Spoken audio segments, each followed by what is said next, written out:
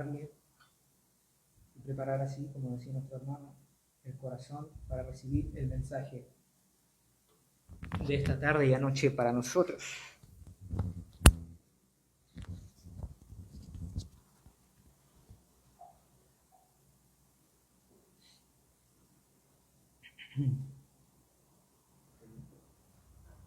Y quisiera invitarles en esta mañana a que podamos ir a la epístola de Hebreos capítulo 5, verso 4.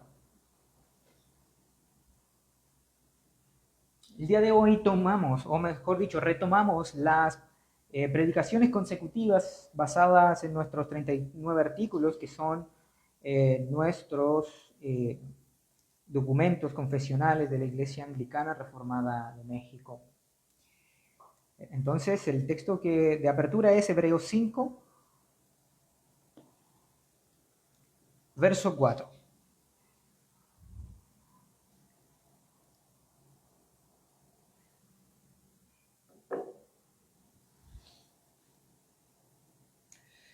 Dice así: y nadie toma para sí esta honra, sino el que es llamado por Dios, como lo fue Aarón. Amén. Oremos. Padre todopoderoso y misericordioso, te agradecemos porque nos permites juntarnos nuevamente para deleitarnos en tu palabra. Te pido, Dios, que me ayudes a ser fiel, a ser certero con todo lo que tú has inspirado en ella. Dios, nos aferramos a estos escritos que están subordinados a tu palabra, la norma principal, y permítenos de alguna manera contemplar las glorias de Cristo en el orden que le has dado a tu iglesia, para que podamos ser edificados, tener un mayor discernimiento y poder disfrutar con mayor plenitud de todo lo que has dispuesto para tu pueblo. Por Jesucristo nuestro Señor. Amén. Bien, queridos, si me permiten, pondré aquí el temporizador para ser justos con el tiempo. Bien. Entonces, el artículo que nos corresponde retomar es el artículo número 23.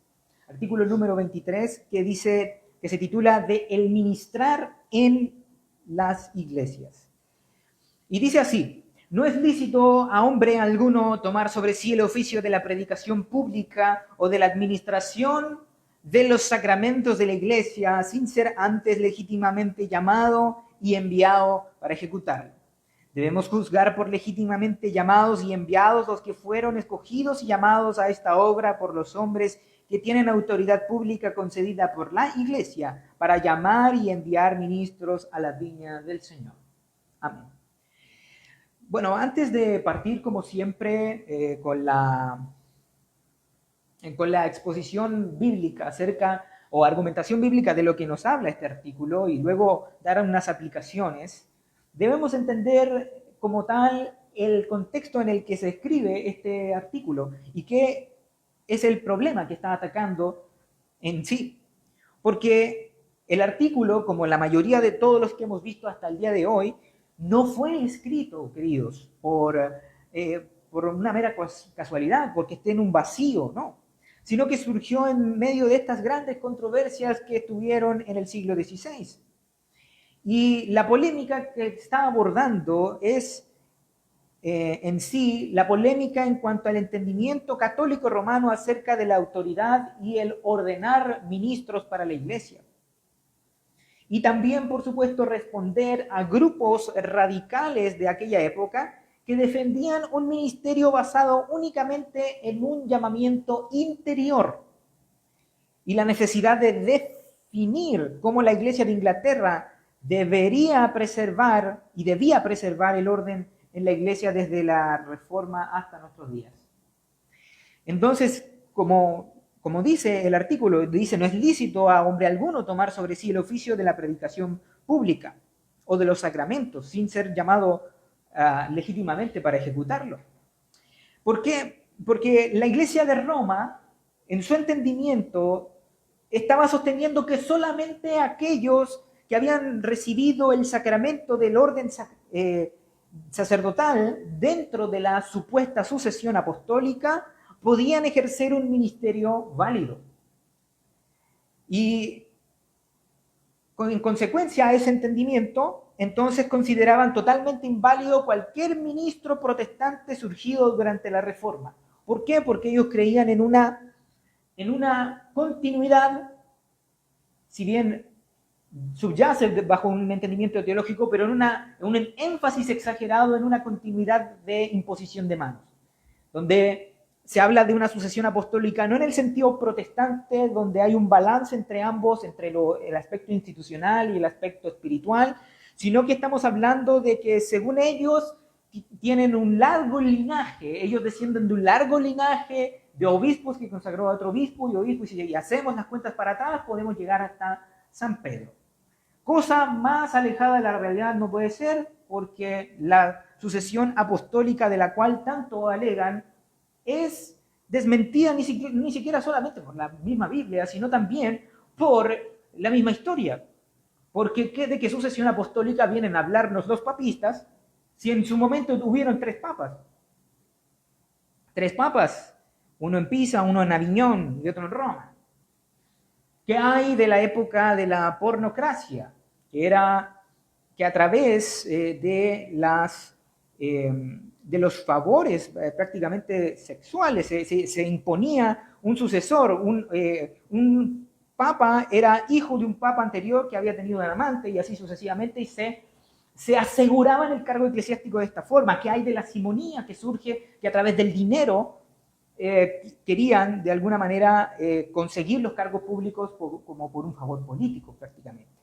Entonces el artículo de manera deliberada no dice que el ministro debe ser llamado por el Papa, ni siquiera menciona al episcopado como tal, pero lo que afirma es que debe ser llamado por hombres que poseen autoridad pública en la congregación para llamar y enviar ministros.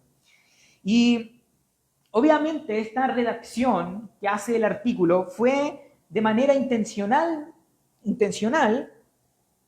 de carácter amplio, fue intencionalmente amplia. ¿Por qué? Porque permitía defender la legitimidad tanto del episcopado inglés histórico y también legitimar las órdenes de todas las otras iglesias hermanas protestantes, como las iglesias reformadas en los Países Bajos, las iglesias en Escocia, en Ginebra y en todos los otros, los demás. De hecho, en un artículo más adelante, cuando se habla acerca del ordinal, en los artículos finales, se dice que todos aquellos serán ordenados legítimamente por este rito, es decir, haciendo alusión al libro de oración común, o por algún otro rito equivalente, o sea, refiriéndose a la ordenación de otros ministros, porque se les acostumbraba a encardinárseles, es decir, convalidar sus credenciales como ministros del Señor. Pero hay otro trasfondo que trata, o más bien hay otro enemigo que trata de afrontar el artículo. Y el enemigo más inmediato del artículo fueron los sectarios movimientos anabaptistas. El anabaptismo, que era un movimiento radical, que podemos recordarlo. Algunos sostenían que si una persona experimentaba un llamamiento interno del Espíritu Santo, según ellos, estaba obligado a predicar aún en contra de toda autoridad eclesiástica. Es decir, yo sentí de parte de Dios ese llamado y voy y hago lo que quiero prácticamente. Entonces, era relativamente en aquella época, y creo que de alguna forma no se diferencia mucho en nuestros días, era relativamente común encontrar predicadores itinerantes que simplemente afirmaban: Dios me llamó, sin haber sido examinados, ordenados, sin haber sido capacitados moral, teológicamente, espiritualmente. Entonces, los reformadores ingleses consideraban que esto era totalmente peligroso también, porque afectaba, ponía en peligro no solamente la salud espiritual de las personas, sino también la doctrina. Si cojeaban de un lado, también estarían deficientes del otro, y así sucesivamente. Entonces, por ello, el artículo está estableciendo dos puntos principales que son inseparables, dos elementos que deben estar presentes en el llamamiento de los ministros: el llamamiento interior que viene de Dios en cuanto a la vocación, y el llamamiento exterior y público de la iglesia. Un hombre puede desear con toda la sinceridad del mundo el ministerio, pero no puede apropiarse de él por sí mismo. Pero también, queridos, el artículo 23 posee cierta influencia de otras iglesias protestantes de la época, como la influencia luterana. Porque históricamente este artículo 23, de alguna manera indirecta, el artículo está citando la Confesión de Augsburgo, que declara lo siguiente: nadie debe enseñar públicamente ni administrar los sacramentos en la iglesia sin un debido llamamiento. Fin de la cita. Entonces, la influencia de alguna forma llegó primero a través de los artículos doctrinales acordados entre los teólogos ingleses y luteranos por allá en los años 1538, para después posteriormente pasar a los 42 artículos de 1553 y finalmente los de 1571. Entonces aquí en este hermoso artículo encontramos un equilibrio, algo que caracteriza a la Reforma inglesa. Un equilibrio que mantiene, por un lado, rechaza el individualismo radical de la época, y porque nadie puede autoproclamarse un ministro de Dios, y por otro lado rechaza la idea de que exista una única forma posible de gobierno para legitimar a los pastores, para legitimar el llamado de aquellos que han sido convocados para la obra. Entonces el artículo no está diciendo, queridos, llamados por obispos exclusivamente, no. O llamados por presbíteros, por un presbiterio, no. O llamados por el Papa, no. Está reconociendo que todos los que cumplan los principios bíblicos establecidos para exigírselos a los ministros, entonces son verdaderos clérigos. Entonces, Thomas Cranmer de alguna manera sostuvo de manera simultánea tanto el sacerdocio universal de todos los creyentes, una idea muy luterana, y la necesidad de un ministerio también ordenado y bien establecido. ¿Por qué? Porque para Cranmer el hecho de que todos los cristianos sean sacerdotes espiritualmente no significa que todos posean el oficio público del ministerio de la palabra y los sacramentos. De hecho, el mismo Richard Hooker más adelante defendería el mismo principio y dice: Dios gobierna ordinariamente su iglesia mediante ministros legítimamente llamados por ella misma. Entonces, estos principios son atemporales, porque a día de hoy, lamentablemente, en el aspecto del sacerdocio universal del creyente vemos un excesivo desacramentalización de lo que es puro, de lo que es santo. Cuando vienen y dicen, no, es que todo es adoración, todo es sagrado de lo que hacemos para Dios. Nuestro trabajo es sagrado y aquí y allá. Si eso es cierto, es una verdad a medias, pero si nosotros nos pasamos de los límites de los cuales la misma Biblia nos pone, damos lo santo a los cerdos. O sea, dejamos por el suelo lo que Dios ha alzado como el oficio más elevado que puede existir, el servir al Rey de Reyes y Señor de Señores, al Creador del universo. Es decir, no es por la dignidad de los ministros, sino por a quién están sirviendo, al Rey de Reyes. Entonces, lo que quiero que entendamos en esta noche, después de esta breve introducción, es que, en primer lugar, Dios llama a sus ministros por medio de su iglesia visible. Y el fundamento es que nadie posee un derecho intrínseco para ese ministerio público, porque el llamamiento al ministerio no es solamente subjetivo, Dios me llamó, como dije anteriormente, sino que es objetivo y es de carácter eclesiástico. ¿Qué dice Romanos 10:15? Dice, ¿y cómo predicarán si no fueren enviados? Entonces, aquí Pablo está presentándonos un argumento y es totalmente significativo para nosotros. ¿Por qué? Porque Dios salva por medio de la predicación. La predicación obviamente requiere predicadores, entonces los predicadores deben en consecuencia ser enviados. Y el verbo griego que encontramos aquí es la palabra comúnmente conocida como apostelo. Apostelo, que significa ser un enviado con autoridad, ser un embajador. Entonces, Pablo no está preguntando simplemente quién desea predicar, no, sino quién ha sido enviado para hacerlo. Y asimismo, el ministerio de nuestro Señor Jesucristo reflejó ese mismo patrón, y un patrón que los mismos apóstoles luego replicaron en su propio ministerio. El mismo Señor Jesús dice, y cito, como me envió el Padre, así también yo os envío. Juan 20:21. Entonces Cristo fue enviado por el Padre. Los apóstoles fueron enviados por Cristo y los ministros son enviados por la iglesia bajo la autoridad de nuestro Señor Jesucristo. Entonces, Él envió y esto quiero que entendamos que forma parte esencial del ministerio. Si Él envió, el hecho de que se haga un envío es la parte más primordial del ministerio.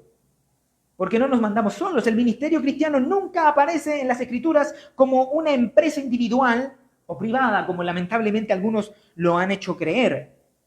Sobre todo estas ideas o estos malos principios mal aplicados se ven en el evangelicalismo moderno, en muchos contextos quizás carismáticos. Y en segundo lugar, podemos nosotros ver evidencia del Antiguo Testamento acerca de esto. Porque el principio no comienza en Mateo, no comienza en las epístolas, sino comienza mucho más atrás. Como leí en la cita inicial, dice, y nadie toma para sí esta honra, sino que él es llamado por Dios como lo fue Aarón, Hebreos 5:4. Entonces, el contexto inmediato de ese pasaje está hablando del sumo sacerdocio de Cristo, pero también nos está enseñando un principio general que permanece vigente para la iglesia del día de hoy. Nadie puede apropiarse del oficio sagrado por una iniciativa propia. No. Y un ejemplo lamentable tenemos, por ejemplo, en Números capítulo 16. Números 16 del 9 al 10 dice, ¿no os basta que Dios de Israel os haya apartado? ¿Procuráis también el sacerdocio? Les dice a ellos. La rebelión de Coré constituyó una usurpación del oficio que Dios había instituido. El problema no fue únicamente doctrinal, sino que también era de orden en la congregación de Israel. Porque habían hombres que no habían sido llamados, pero procuraron ejercer un ministerio que no les había sido conferido.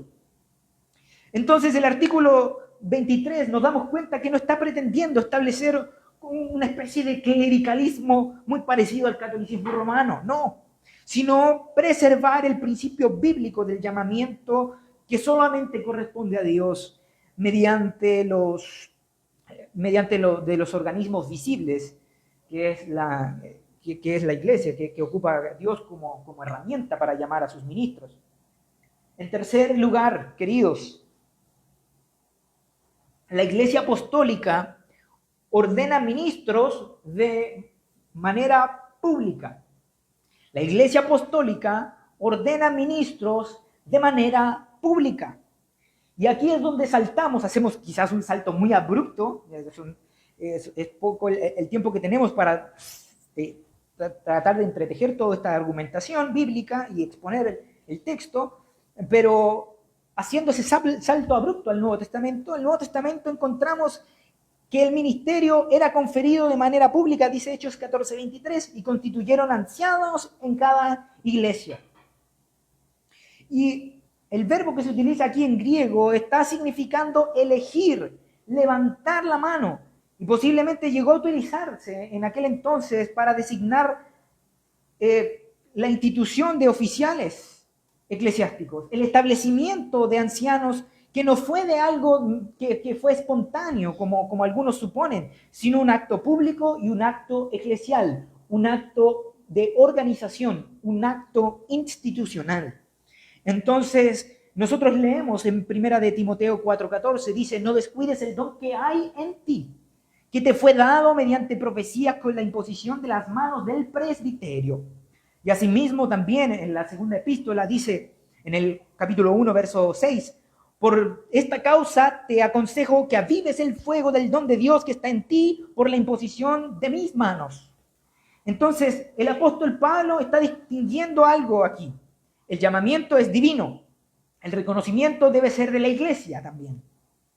Y cuando surgen estos, por consecuencia, viene algo tercero que es la ordenación pública. O sea, nadie puede aparecer a un día en la iglesia y decir, y predica y ya, se acabó y ahí se quedó. No, o sea, tiene que haber un reconocimiento, hermanos, hemos apartado a este individuo, a este hombre que ha sido probado y ha sido instruido y también orientado, y es él el cual nosotros dejamos para que predique, ya sea un diácono, ya sea un pastor o cualquier predicador laico, y imponer las manos sobre esa persona.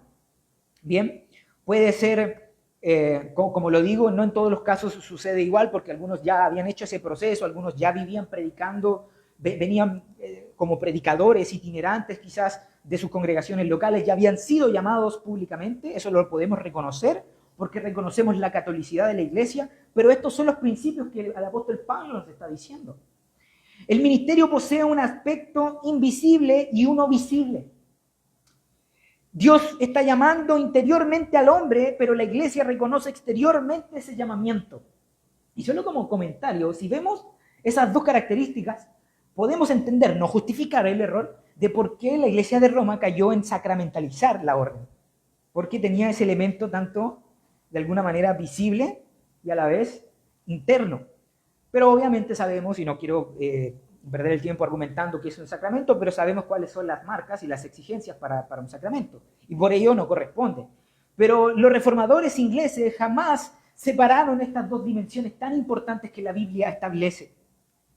En cuarto lugar, el ministerio pertenece al oficio público de la iglesia. ¿Por qué? Porque el artículo está delimitando dos funciones: la predicación pública y la administración de los sacramentos. No está negando este principio que nosotros vemos en las Escrituras, y quiero que vayamos a este pasaje, a Primera de Pedro 2.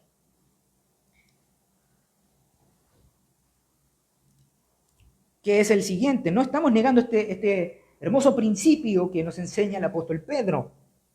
Mas vosotros sois linaje escogido, real sacerdocio, nación santa, pueblo adquirido por Dios, para que anunciéis las virtudes de aquel que os llamó de las tinieblas a su luz admirable. No estamos negando como anglicanos este sacerdocio universal, porque todo cristiano debe hacer lo siguiente: debe evangelizar, debe contar a otros, tratar de instruir a otros privadamente de las verdades de nuestro buen Dios, exhortar a los otros hermanos mutuamente. El apóstol Pablo de forma constante insta a la iglesia, dice: estimulaos mutuamente al amor, a las buenas obras, llevad las cargas unos de los otros. Somos llamados también a orar unos por otros. Pero lo que el artículo está distinguiendo es del oficio ministerial, y el oficio ministerial es público y tiene ciertas cosas que son exclusivas. Y no podemos eludirlas, por más que nos gustaría que todos pudiesen participar, por más que tuviésemos las buenas intenciones.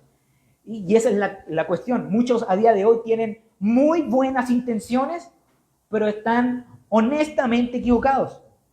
Entonces, Pablo establece esa distinción cuando afirma en Efesios 4:11: y él mismo constituyó a unos apóstoles, a otros profetas, a otros evangelistas, a otros pastores y maestros. Entonces, Cristo no solamente dio dones a la iglesia, el Espíritu Santo no solamente repartió estos dones para el cuerpo de Cristo, sino que también oficios en el ministerio para la edificación de este mismo pueblo del pacto.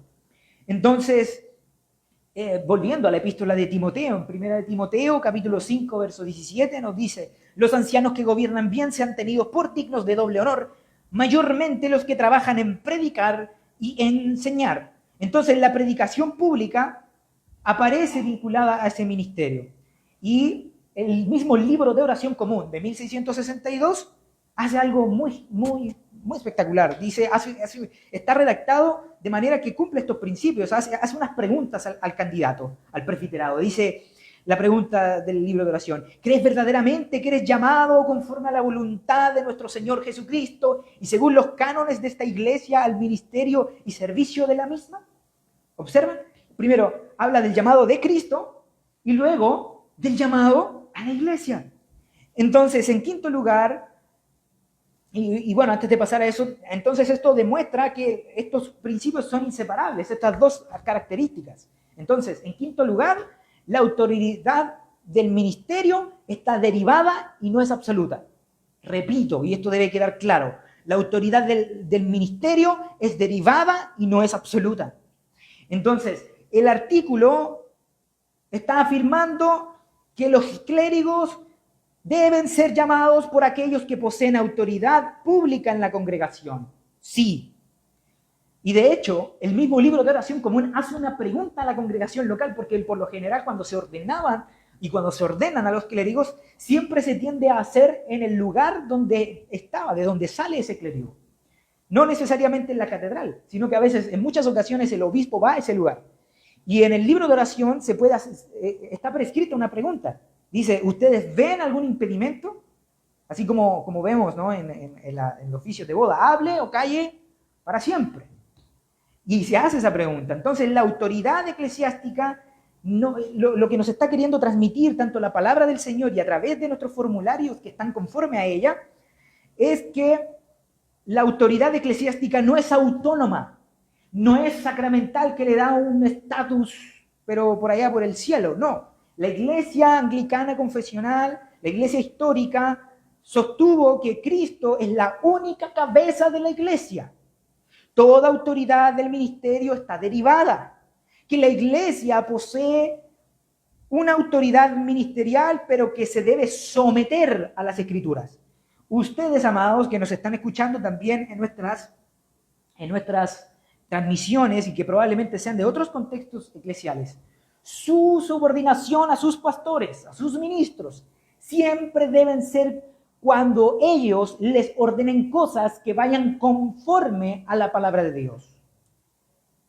Entonces, en Hechos capítulo 13, nosotros observamos este mismo principio de cómo funcionaba la iglesia en aquel entonces.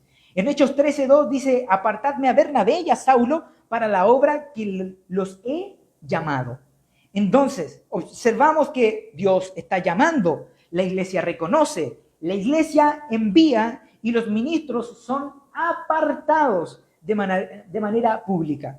Entonces, no existe oposición, no existe contradicción entre el llamamiento divino y el llamamiento eclesiástico.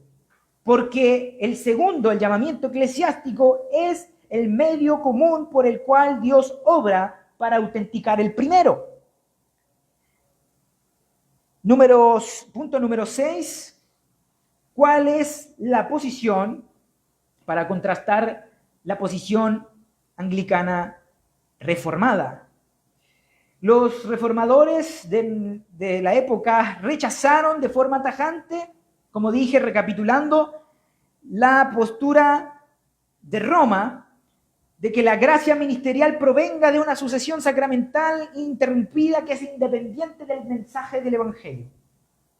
La autoridad ministerial está subordinada a la palabra de Dios.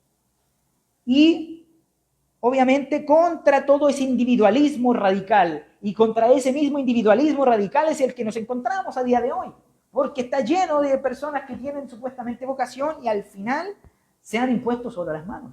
Se vieron al espejo y se auto-ungieron, ¿no? Entonces, y ocupan ese término de ungir, ¿no? O sea, en el contexto de las iglesias reformadas se habla de ordenación, ¿no? Entonces, rechazaron los reformadores esta idea de que cualquier creyente que afirme haber sido llamado debe subir al púlpito y administrar los sacramentos. Y este énfasis lo podemos ver en las políticas en las leyes de política eclesiástica de Richard Hooker, donde él sostiene que Dios es un Dios de orden y el ministerio pertenece al orden visible establecido para la edificación del cuerpo de Cristo. La autoridad ministerial existe para servir a la iglesia, no para dominarla, no para enseñorearse de ella. Entonces, esto implica muchas cosas para nosotros a día de hoy y que debemos extraer aplicaciones prácticas para nosotros. ¿Por qué? Porque debemos aprender a valorar el orden en la iglesia de Cristo. Porque el creyente es llamado a reconocer que Cristo no gobierna su iglesia de manera caótica, en desorden. Porque muchas veces nosotros somos así, somos desordenados para muchas cosas. O individualistas como el mundo moderno allá afuera. sino mediante un orden visible y establecido, y esto debería producir una actitud de respeto hacia el ministro que ha sido ordenado. Entonces el cristiano tiene que cultivar una disposición de honrar, una disposición de honra hacia sus pastores. Querido hermano, si tú has sido llamado a una iglesia que es fiel a la palabra, quizás no sea anglicano, nadie es perfecto, no, pero si cumple todos los principios, entonces regocíjate en ello.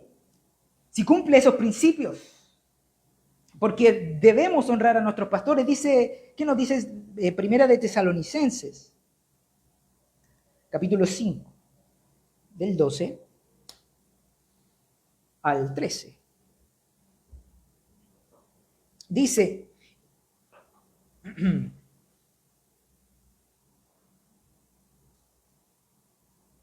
Dice, así, incurriendo así en condenación por haber quebrantado su fe, y también aprenden a ser ociosas, andando de casa en casa, y no solamente... perdón, me equivoqué. Primera de Tesalonicenses.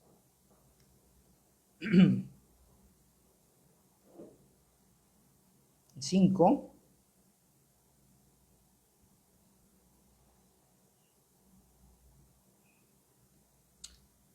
Del 12 al 13 dice, perdón, retomemos la idea. Dice, os rogamos, hermanos, que reconozcáis a los que trabajan entre vosotros y os presidan en el Señor y os amonestan, y que los tengáis en mucha estima y amor por causa de su obra.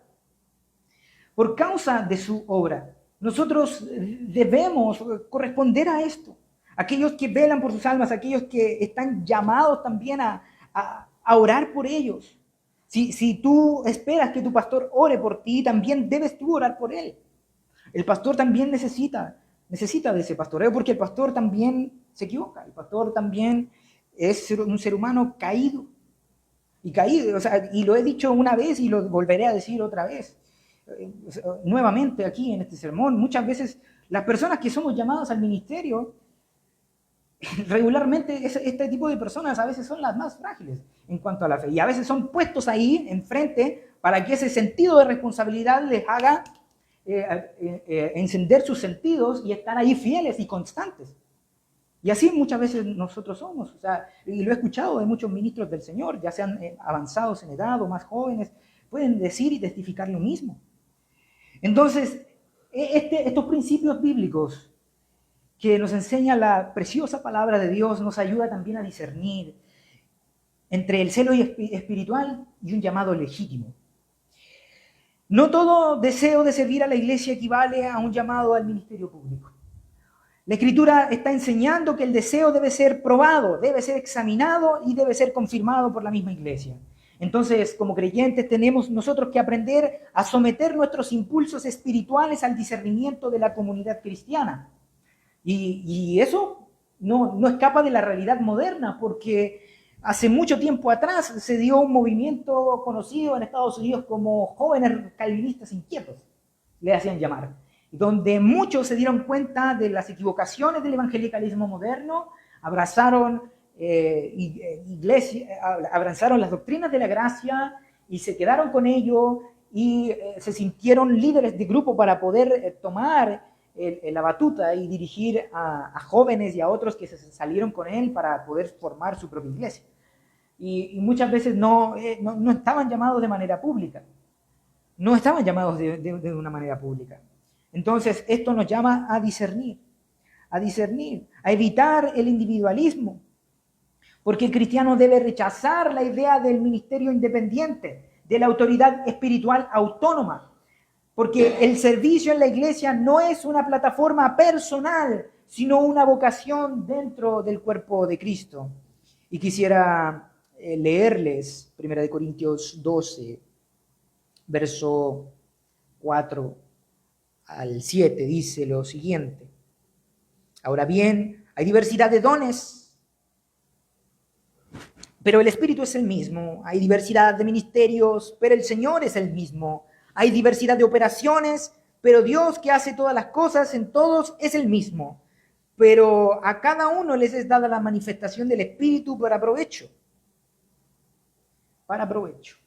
Entonces nosotros somos llamados a confiar en la sabiduría de la iglesia visible, porque la multitud de consejeros, ahí está la sabiduría, ahí está el buen consejo, ahí está la firmeza. Porque Dios ha dado a la iglesia la responsabilidad de examinar, confirmar y enviar ministros. Entonces, ¿qué implica eso? Que la iglesia no es un simple grupo de apoyo, sino un instrumento de discernimiento espiritual. Entonces nosotros tenemos que aprender a confiar en los procesos de evaluación, en los procesos de ordenación, incluso cuando a veces son lentos, a veces son burocráticos, a veces son exigentes. Nosotros reconociendo, al esperar pacientemente, estamos reconociendo que Dios obra mediante su iglesia. Y eso es lo que debemos entender. Y somos llamados, este artículo nos llama a orar por ministros fieles. Si el ministerio es un don de Cristo a su iglesia, entonces los ministros necesitan constantemente la gracia de Dios para cumplir ese llamado. Entonces, las congregaciones son llamadas también a sostener a sus pastores, no solamente no me estoy refiriendo meramente a lo económico, que es legítimo, sino más bien a la oración, al apoyo, pidiendo que sean fieles en la predicación, que sean santos en su vida, que sean humildes en el servicio a Dios. Y esa debe ser nuestra oración, queridos hermanos. Y finalmente, este artículo nos enseña a vivir bajo el señorío de Cristo. Porque el artículo nos está moviendo a dirigir la mirada al hecho de que Cristo mismo es quien llama y sostiene a sus ministros. Entonces nosotros tenemos que aprender, queridos, a ver más allá de las estructuras humanas que pueden fallar. Las denominaciones pueden fallar, Dios jamás. Las estructuras pueden fallar, Cristo nunca. Hay que reconocer que a través de ellas, a pesar de esa imperfección, Dios se ha placido en ocuparla para bendecir a su pueblo y pastorearlo hasta que Él vuelva. El príncipe de los pastores, el príncipe, obispo de nuestras almas. Que el Señor bendiga su santa escritura. Oremos.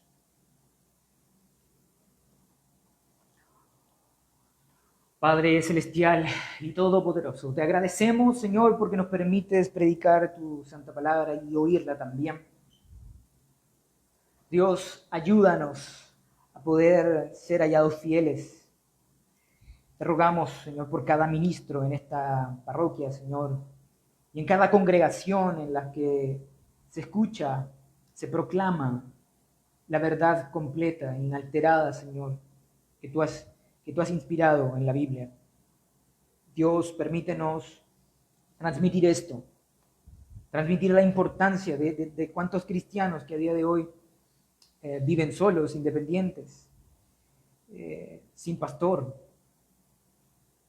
Que tu Espíritu Santo pueda guiarles, Señor, a ver la realidad de las Escrituras que hemos visto el día de hoy. Que podamos ser hallados fieles para que cuando tú vengas nos halles haciendo tu voluntad. Que seamos ministros que usan bien la palabra de verdad, que no tenemos nada de qué avergonzarnos, Dios. Por favor, sosténnos. Sostén a tu iglesia, porque solamente Cristo, nuestro Señor, es la cabeza. Y Él la dirigirá y la guardará, y nada podrá contra ella, Dios.